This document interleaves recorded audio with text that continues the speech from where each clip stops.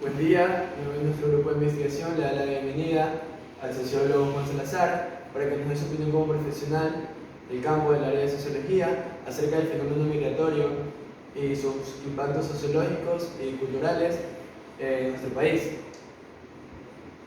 Doctor, primera pregunta.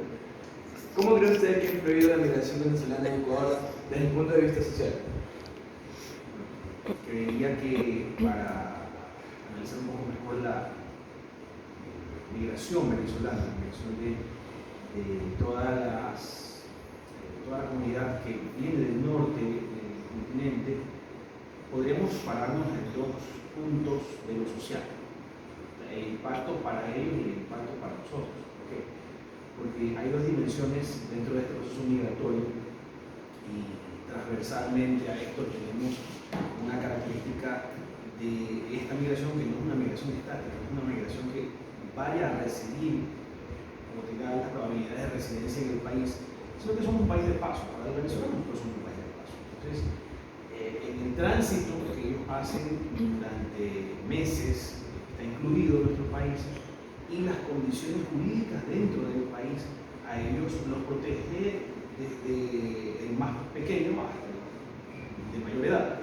Entonces, el impacto social para ellos, primero, el impacto social para ellos, si no legalizan su estancia, ya sea de semanas o de meses, de días, de semanas o de meses acá, puede ser muy fuerte. ¿Por qué? Porque vienen grupos familiares enteros, no sé si se han dado cuenta, pero el tránsito acá, por general o comúnmente, es de grupos familiares íntegros, donde hay muchos menores de edad que en esos meses, o en esos días, o en esas semanas que están acá, pierden periodos de escolaridad, por no tener una identificación que les permita ingresar al sistema educativo básico. Entonces, por un lado, ahí viene uno de los problemas. Otro de los problemas es el tema de residencia. Acá no hay los suficientes albergues para migrantes, ni siquiera para las personas en situación de calle, internas, locales, que tenemos acá en todas las ciudades. Peor para los migrantes, creo que hay uno de Guardia de Cristo acá en el norte de la ciudad, pero ahí, para de contar, no conozco otro más. Garantías sociales para ellos tampoco.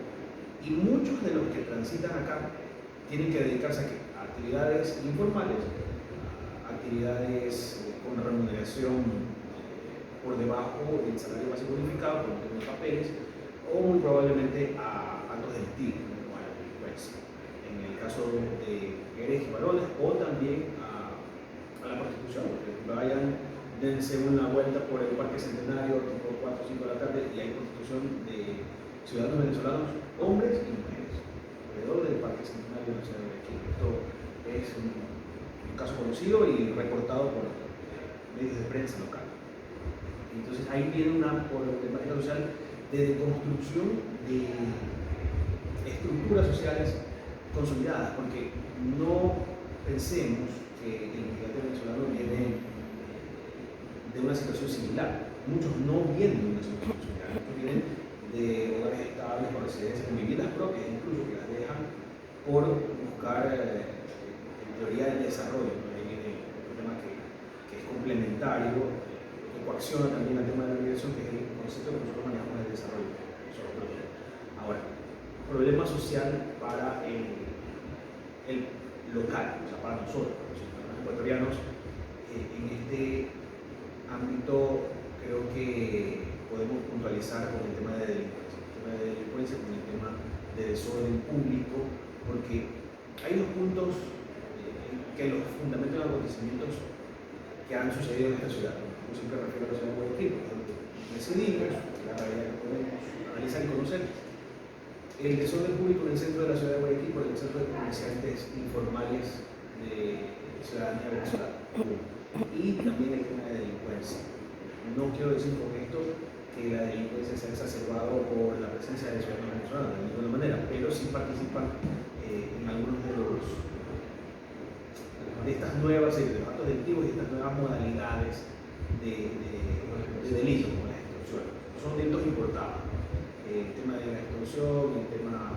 Cada sociedad tiene su delito particular. Por ejemplo, en las playas de Copacabana, playas de Río, de Sao Paulo, el delito común es el robo hormiga, el robo de hambre, el robo abeja. Son delitos que acá no suceden. Pero en algún rato, si hay una migración venezolana, perdón, una migración brasileña, vamos a adaptar esa norma. Lo que sí se ha adaptado es la extorsión, ¿ya? Una forma de delito, un delito importado, lo tenemos acá. Y bueno, eso viene con el delito transnacional. Es una actividad muy particular en un grupo delictivo venezolano que se llama el Tren de Aragua. El Tren de Aragua es una organización criminal venezolana que no está presente acá por condiciones que ya conocemos. Bueno, no las referimos, se les digo rápido, acá no entra el Tren de Aragua porque tenemos grupos de activos locales que impidieron la operación, pero ellos están en Venezuela, Colombia, Ecuador no, Perú y Chile. O sea, el único país que no tocan es Ecuador, porque bueno, aquí tenemos bandas locales que no permitieron el ingreso de esta banda transnacional, una banda transnacional. Está en 5, bueno, Bolivia poco, pero está en 4 países de Latinoamérica, muy grande. Entonces, eso yo creo que al analizar estas dos dimensiones, tanto el problema social para los venezolanos migrantes es clave y también para la sociedad ecuatoriana. Muchas veces dicen, no, es que el migrante venezolano nos quita el trabajo. Aquí el migrante venezolano que se dedica al comercio informal. El comercio informal lo realiza muchas personas, no todos, Con una tasa de verdad que no puede pero cubren un espacio. El migrante por lo general, a donde migra, cubre plazas laborales que el local no quiere. Nos pasó a nosotros en el año 2000, entre el 99 y el 2001, cuando migramos a Europa. O sea, cubrimos plazas laborales que el migrante, que el local, europeo, italiano, español, francés, no quería cubrir, ¿sí? Por el nivel de cualificaciones humanas. Siguiente pregunta, doctor. ¿Cree que la xenofobia influye en la falta de plaza laboral para los migrantes venezolanos? La sociedad creo que ha despertado en los últimos meses algunos picos de xenofobia, pero no al nivel de Europa, como en algún caso pasó con nosotros, ¿no? Yo creo que acá esa exacerbación de la xenofobia responde al vínculo de ciertos migrantes venezolanos con el gueto. Ustedes se han dado cuenta en Sierra Centro, más que nada, se hicieron marchas en la provincia no recuerdo si fue Chimborazo o fue Cotopaxi, hicieron marchas en contra de los venezolanos. ¿Pero por qué? Porque repetitivamente estos ciudadanos venezolanos estaban implicados en actos delictivos, de extorsión, de robo, de secuestro, etc. Entonces, ahí se exacerba un poco el sentimiento de xenofobia en comunidades puntuales, ¿no? Pero no es algo culturalmente instituido en nuestra sociedad. ¿Por qué? Porque nosotros también somos migrantes, hemos migrado a muchas partes del mundo, ¿no?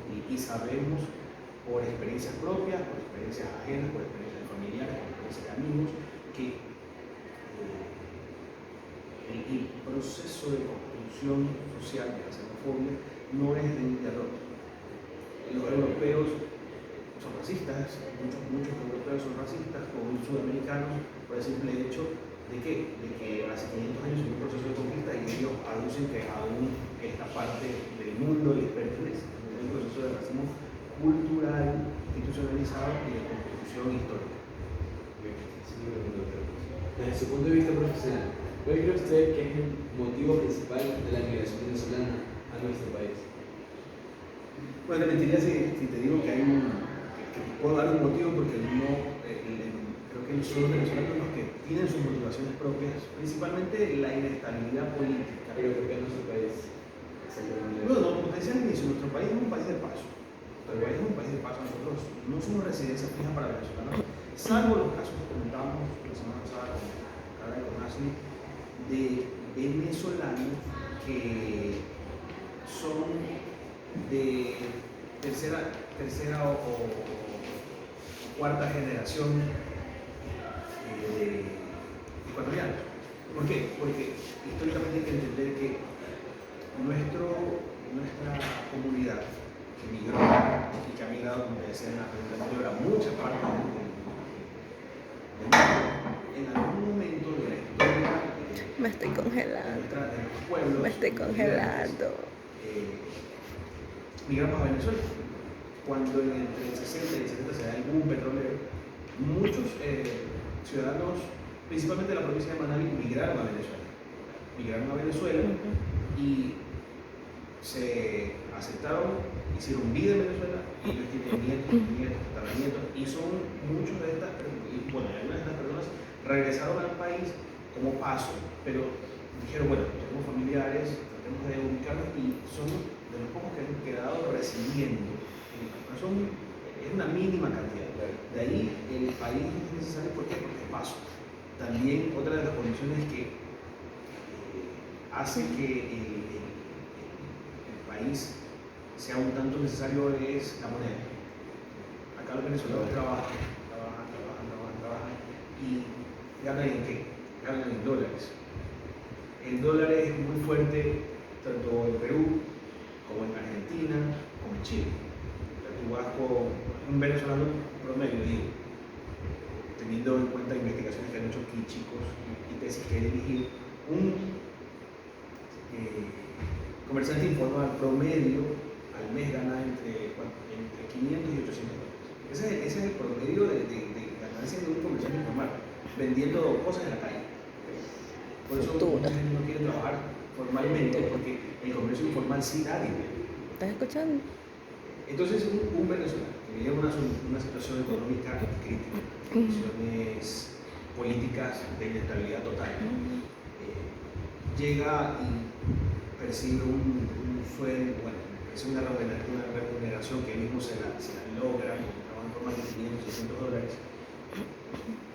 va teniendo un fondo para poder hacer el cruce hasta Chile. En Perú, $1 son aproximadamente 3 soles y medio, casi 4 soles. Puede pasar tranquilamente. Si llega a Argentina, ya saben cómo está la situación en Argentina y en Chile también. El dólar es una moneda muy fuerte para nuestra región. Entonces, somos el único país dolarizado en América Latina. Uno de los pocos países dolarizados en el mundo. Porque el resto de países como Panamá tienen su moneda y que equivale a un dólar, pero tienen su moneda. Nosotros no tenemos moneda y solo se gana acá en dólares. Siguiente pregunta.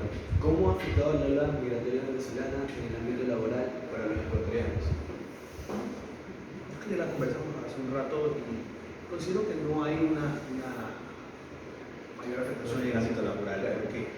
Porque aquí muchos empresarios no se arriesgan a contratar migrantes venezolanos que no tengan papeles en regla. Hay muchos migrantes que sí hacen su regularización y que van al Ministerio de Relaciones Exteriores y sacan una visa de trabajo, sacan una residencia o hacen lo posible por estar residentes porque les interesa residir mucho más tiempo del que esperaban en el país.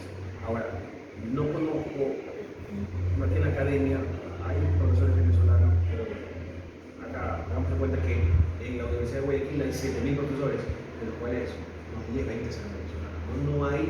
Y bueno, y obviamente por la cualificación de su mano de obra, eso es un PhD, son doctores, hay un postdoctorado, etc. Y bueno, busquen a un PhD en ciencias químicas, o buscan un PhD en ciencias de la tierra, o buscan un postdoctorado en petróleo. Acá son poquísimos. Entonces, si hacemos esa relación, no creería que el inmigrante venezolano desplaza al ecuatoriano en el puesto de trabajo. ¿Okay? Y lo otro que era el comercio informal son, como yo decía hace un rato, actividades que a veces ya el ecuatoriano no quiere hacer. Ya vamos, estamos grabando la entrevista de Chile, así que al final. ¿Cuál cree usted que son los motivos principales de la xenofobia de los ecuatorianos hacia los migrantes venezolanos? Porque hay, a pesar de que sean pocas, existen casos. Yo creo que va muy vinculado al tema delito. Va muy vinculado al tema delito y a las actividades que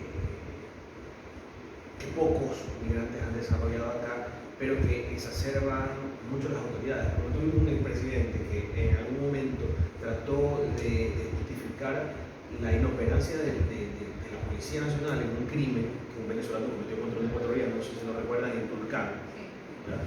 Que la tenía secuestrada y la asesinó con un cuchillo, pero eso es pura y neta inoperancia de los gendarmes policiales. Puede haber sido ecuatoriano, puede haber sido venezolano, y ustedes revisan las estadísticas, son más los venezolanos, son más los ecuatorianos que cometen crímenes que los venezolanos. O sea, en proporción, creería que es 100 a 1, 100 de los delitos son cometidos por ecuatorianos y 1. El del delito era colombiano, pero tenía cédula venezolana. Por supuesto. O sea, entonces, trató de justificar la inoperancia del gobierno, no digamos ya de la policía, sino al ámbito general, y exacerbando un poco ese sentimiento de xenofobia. Entonces la gente empezó a decir, bueno, sí, son venezolanos, pero las estadísticas no mienten, los números no mienten, los delitos acá son cometidos por locales. O si no tuviésemos, como les decía hace rato, metido el tren de agua acá, haciendo todo el comercio de la droga, haciendo todos los atentados, haciendo todos los secuestros express, pero no es así. Los que lideran acá, los grupos delictivos, son locales. Ya, pues, muy probablemente el 0,5 o el 10% o el 0,10% de la mano de obra, entre comillas, que utilizan los grupos delictivos puede ser venezolano, pero el resto es local. El resto es local, ¿por qué? Porque tenemos lugares acá en la ciudad de Guayaquil, como Monte Sinaí, La Ladrillera, San Francisco, que tienen muchas necesidades básicas insatisfechas, donde los chicos no tienen oportunidades ni siquiera de estudiar, de jugar fútbol, de trabajar, de tocar algún instrumento. El gobierno no se encarga de dar esas oportunidades. Entonces llega el grupo delictivo y dice, muchachos, ¿qué estás haciendo? No, nada, porque no tengo una pelota y no hay una cancha para jugar. Bueno, entonces ven a vender drogas conmigo a las esquinas que te vas a ganar $150 a la semana. Entonces son presa fácil, pero ¿quiénes son? Son ecuatorianos, no son venezolanos. Es la estructura social nuestra la que está desmejorada y la que sirve al grupo delictivo como mano de obra. De ahí los venezolanos que llegan por una condición migratoria que los empuja a venir sin recursos, padeciendo, también caen en las garras de grupos delictivos, pero que es mínima. En una de las entrevistas que le habíamos realizado a un grupo focal de venezolanos, ellos estaban de acuerdo con que el motivo principal de la xenofobia era la prensa amarillista.